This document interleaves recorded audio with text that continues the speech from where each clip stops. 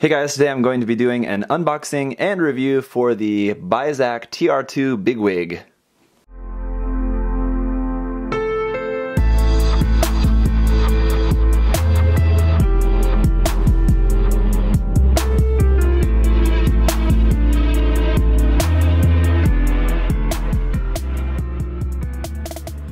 As you may be able to tell here, this is a copy of Hobby magazine all the way back from 2004, and this is not the actual kit. The kit is here inside the sort of magazine, so what I'm going to do first is cut it out. I just want to show you guys it with the magazine first, just because like that's how it was sold, that's how it came when this kit was released. Again, if you didn't see my recent video where I did a Japan haul video of first showing this kit, I said at that time that what Dengeki Hobby did at this time, this was like when Advance of Zeta was like first a thing, and what they did was release a few kits together with the magazine here. They did a 1 to 200 scale, I can't get this out, this is like glued inside this cover.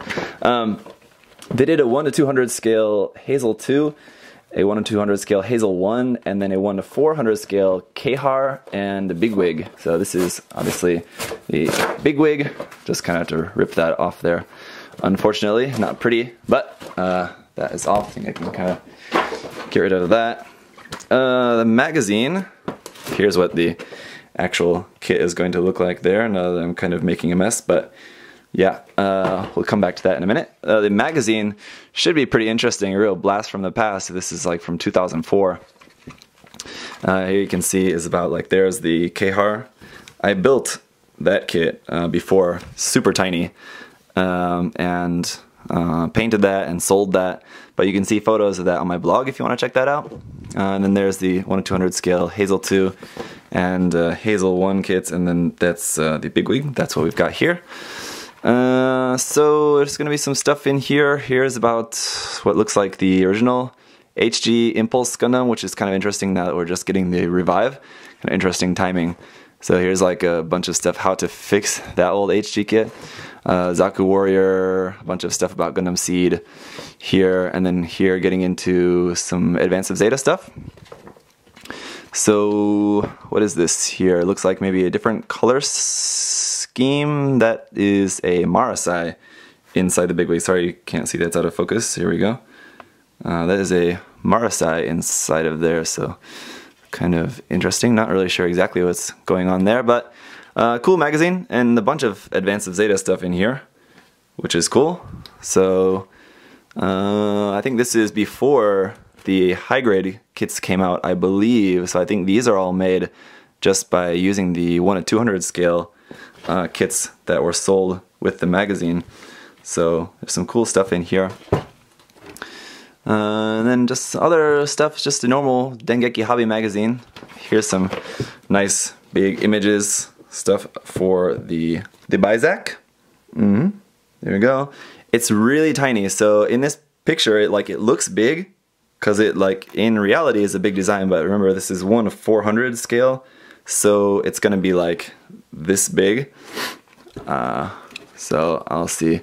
Then there's a bunch of other stuff in here. See Super Robot Wars and all this other sort of nonsense. So let's take a look at the actual box here. Here we are again, just By-Zack TR-2 Bigwig. Again, if you don't know, all of these names like Bigwig and Hazel and all the other ones all come from the book Watership Down. Really great book. It's one of my favorite books actually.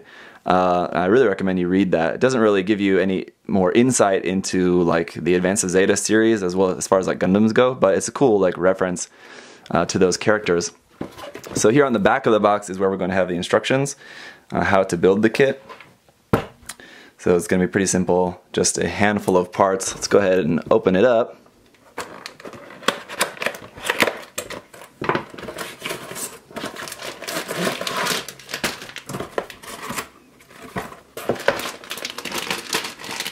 And there we go. That is it. We've just got the A1 runner here, which looks to be a couple of shield parts and a couple other just kind of parts. This is molded in a sort of purplish gray color, and the naming for this is 1 to 400 scale Bigwig, And the majority of the parts here are going to be on runner A2, where we've got parts for the base. Here's like the main parts for the booster unit. But despite it being small, there's a lot of detail in there, so it's going to look really good. Here's the parts for the Hy-Zack. You can see like there's the head. Just this tiny little piece there for the head of the Hy-Zack, and then like torso, shoulder, arms, legs. So yeah, gonna be fun working on painting this. Let me go ahead and snap this up. So here we are when it all comes together. It's gonna be looking pretty cool. Again, loads of tiny little detail in there. So it's gonna be looking really, really nice. Of course, without any paint, it's gonna be looking a little bit plain here. Let me just give you a look around at that. But I love how huge that cannon is, even at such this really super tiny scale. That cannon still looks really, really big. So I will be working on painting on this probably a little bit later.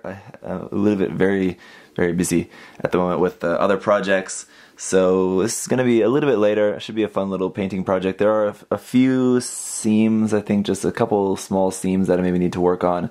Mostly just on the booster unit on the back there, I think, like on the top and bottom.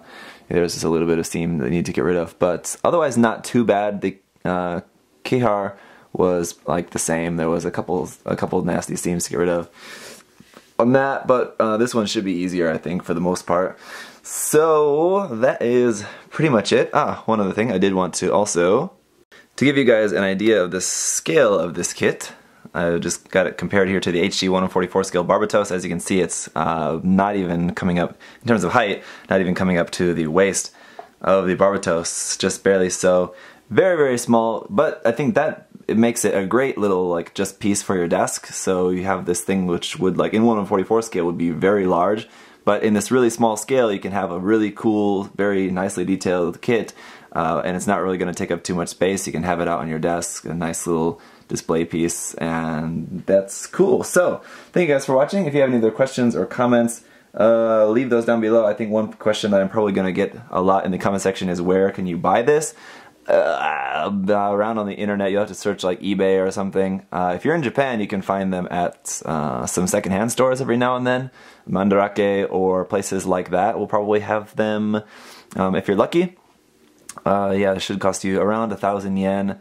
I wouldn't pay more than 20 bucks for this if you're looking for it online. Hopefully you should be able to find it for less than that. So yeah, good luck if you're looking for one. Otherwise, yeah, see you guys later. Bye bye.